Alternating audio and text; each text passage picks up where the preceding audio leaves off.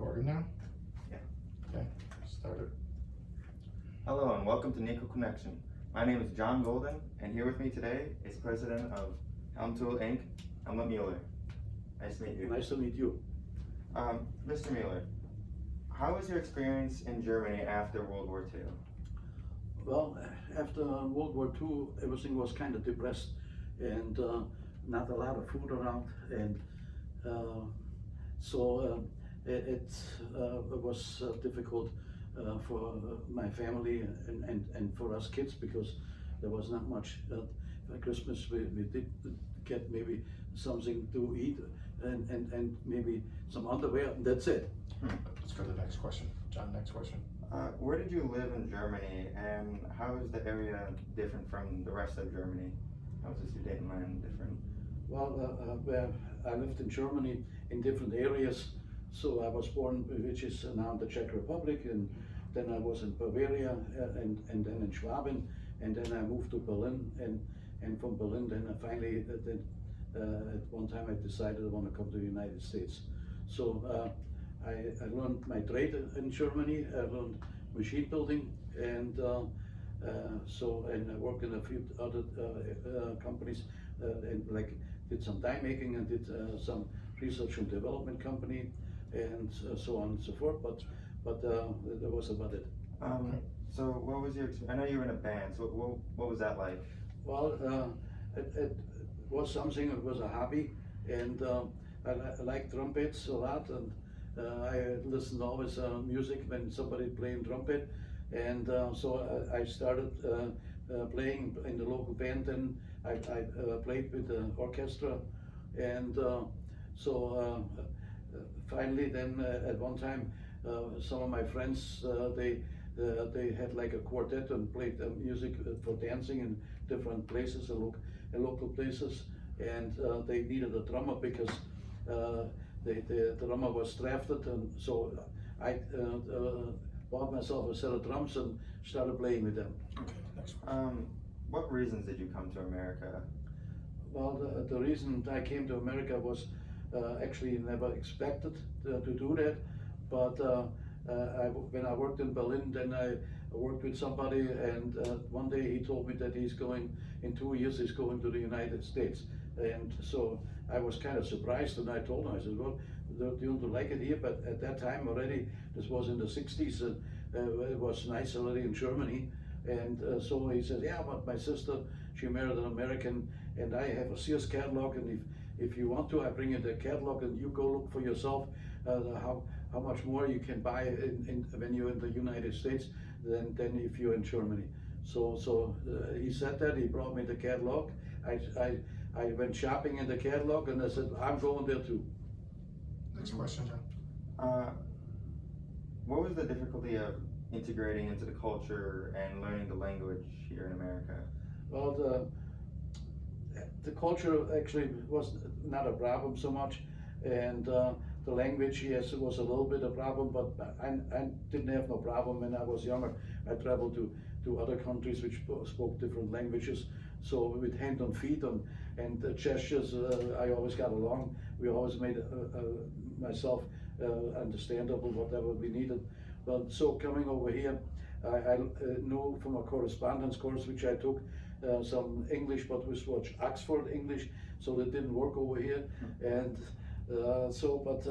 then I started working in the body shop for a while, and then some of the, I have to say, some of the black people they talk in the language which is their jive, and I could not understand anything, and so but. Essentially, then I learned the language and had no problem. So I know you're talking about the Sears catalog, but what else did you bring with you to America? Well, what I brought to America is my German heritage, which is working and hard, and my knowledge of learning whatever I learned in Germany, bringing it over here, and this is something that a lot of people here I don't see. Many people they are on unemployment, professionally unemployment, because they never work because they get supported, and then where I come from, that was never the issue. You want to have food on the table, you have to work. Next question, John. So what do you dislike and like about America? Well, what I dislike is that time, you know, when I came here, I didn't know the language that much, and so I couldn't have big conversations and so. But I had to study in order to fit in what in a tool and die trade, what I'm doing, and I'm reading some technical books and stuff. Took me longer to read it, but basically I knew all the what they are saying, what you need to be doing, and so essentially then I kept on learning the language a little bit, and the difference was some of the people, they called me DP because I came from Germany, and like many of my other friends here in the U.S., they came from Hungary and other places, and they were driven away from their land, like I came from the Czech Republic, which was at one time Germany, and we got kicked out from our country, and so I didn't like that they called me DP, and so this was a little bit of a problem for me. Next question. Why did you get into the plastic industry? Like, what intrigued you about it? Well, when I was very young, maybe 9, 10 years old, I always dreamed about what I wanted to do, and I couldn't come up to anything that I really wanted to do, because everything seemed like a mountain to climb, which I wasn't able to climb, okay? But coming over here to the United States, I thought I'm gonna start maybe in automotive, start a body shop, but then I worked there a few months for my sponsor, and then I didn't think it was all that lucrative, and but then I went back in my trade again, which was tool and die, and so then after a few months and working here, I found out that I'm a very good mold maker, die maker at that time, and so I got paid very well, and then one day the company asked if I would help the people in the mold making part, because they got some big program there to do it. So I said, okay, machining is machining, so what's the difference? So that's how I got started in mold making. When did your company Helm Tool, when did it first start to become successful after you started it? I wanted to go already in the early 70s. I wanted to start something, but I had promised with my wife, she didn't want me to start a business, and I went also for mechanical engineer school, made one semester, but the second one didn't go anymore because I worked 55 hours and then I had to study, and the wife didn't like it. So, but I was thinking that one of these days I'm going to start my own company, and well, then it took till 77 when I finally said, okay, the heck with everything, I'll start my own, and that's what I did. How has your company changed, and how is your company doing today? Well, it was a struggle in some ways.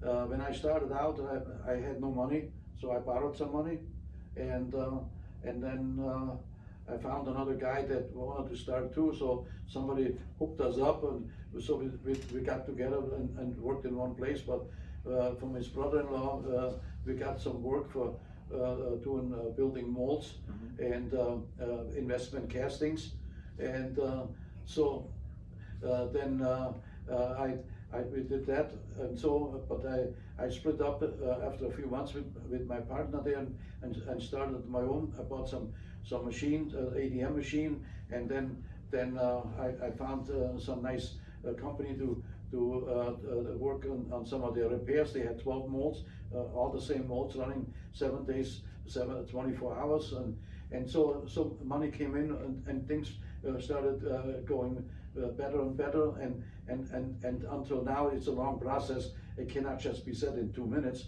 but finally I accomplished my goal, that I have a big building and have the molding company and the tool shop all under one roof, and when my customers come in there, they're very impressed to see what I have.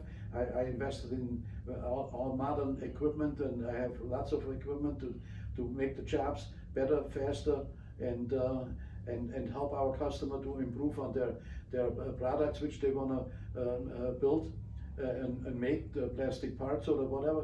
So we try to redesign a little bit and we make prototypes for them to test it and so that's how I got where I am right now. Wow. Thank you, Mr. Mueller, for joining us. You're welcome. It was a pleasure. I'm John Golden for Neuqua Connection.